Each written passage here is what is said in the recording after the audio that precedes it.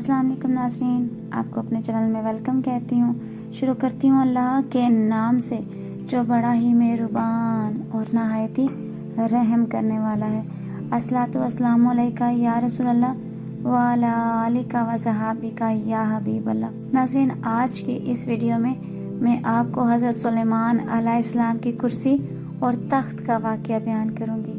नहायत दिलचस्प वाक़या है। वीडियो का आगाज़ करती हूँ। नाज़रीन, जब हज़रत सुलेमान अलैहिस्सलाम ने फैसले के लिए जुलूस का इरादा फरमाया तो शयातीन यानी जिन्नातों को हुक्म दिया कि वो इनके लिए एक नादिरुल वजूद और उम्दा कुर्सी तैयार करें, जिसकी सिफ्त ये हो कि झूठा मुद्दई या गुआ इसके देखने से थर्राने लगे। चुनाचे तामील अरशाद में हाथी दांत की एक कुर्सी तैयार की गई, जिसको जवाहरात याकूत, मोतियों और ज़ब्रे जद से मुज़य्यन किया गया था और जवाहरात से अंगूर के दरख्त बनाकर इसको घेर दिया था, जिसमें सोने के 4 खजूर के दरख्त ऐसे थे जिनकी शाखें चांदी की बनाई गई थी। इनमें से 2 दरख्तों की चोटियों पर 2 गिद्ध बनाए गए थे और इस कुर्सी और तख्त के दोनों गोशों पर सोने के 2 शेर थे, जिनके सरों पर सब्ज ज़मुर्द के सतून नस्ब किए गए थे। इस तरह शयातीन ने इस तख्त को ऐसे सख्त पत्थर पर रखा था जिसके नीचे सोने का एक शरदहा बनाया था जो इस तख्त को घुमाता था। चुनाचे जब हज़रत सुलेमान अलैहिस्सलाम इसके नीचे के दर्जे पर बैठते थे तो वो कुर्सी और तख्त अपने इस तमाम सामान के साथ जो इससे मुतल्लिक था चक्की की तरह गर्दिश में आ जाता था और गिद्ध और मोर अपने बाजू फैलाते थे।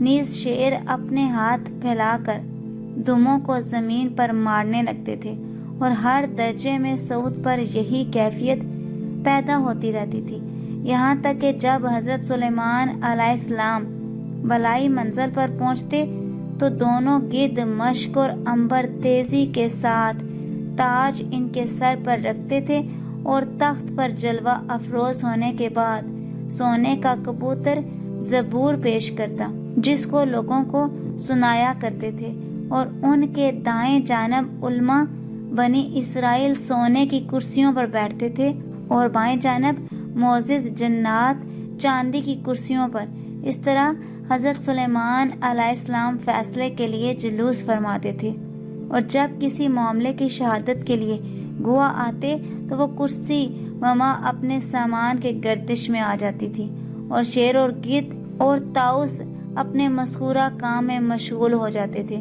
और ये देखकर गवाहों पर एक ऐसी हैबत तारी होती और सच और हक के सिवा कोई झूठी शहादत ना दे सकते थे। बस जब हज़रत सुलेमान अलैहिस्सलाम का इंतकाल हुआ तो इस कुर्सी को शाह बख्त नसर ने अपने कब्जे में ले लिया, मगर जब उसने इस पर चढ़ने का इरादा किया तो एक शेर ने अपने दाएं हाथ से बादशाह की कुंडली और कदम पर एक ऐसी छाप मारी जिसके बायस वो कुर्सी पर चढ़ न सका और इसी ज़र्ब की कर्ब और बेचैनी में मुब्तला होकर मर गया और वो कुर्सी शहर इंताकिया रूम और शाम के दारुल सल्तनत में बाकी रही, यहाँ तक कि अहले इंताकिया से क्रास बिन सदरस ने जंग की और खलीफा ने बख्त नसर को शिकस्त दी। इसके बाद कुर्सी बैतुल मुकद्दस की तरफ लाई गई और कोई बादशाह इस कुर्सी के चढ़ने पर कादिर ना हो सका। फिर इसको बैतुल मुकद्दस के पीछे रखा गया, जिसके बाद आज तक इसकी कोई खबर या असर मालूम ना हो सका कि कहाँ गई और इसके साथ क्या हुआ।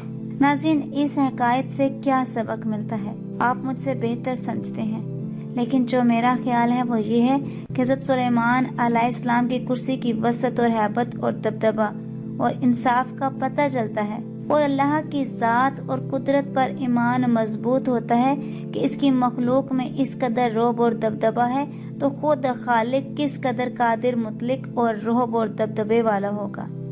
अल्लाह हम सब को इस वाक़े से सबक हासिल करके अल्लाह की ज़ात पर यकीन कामल करने की तौफीक अता फरमाए।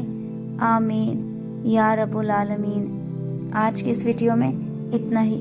अगर आपको मेरी वीडियो अच्छी लगी हो तो लाइक और शेयर कीजिएगा اور اگر میرے چینل پر نہیں ہے تو سبسکرائب کر لیں، ساتھ والے بیل کے آئیکن کو کلک کر لیجیے گا تاکہ میری نئی ہر آنے والی ویڈیو کی اپڈیٹ آپ تک پہنچتی رہے۔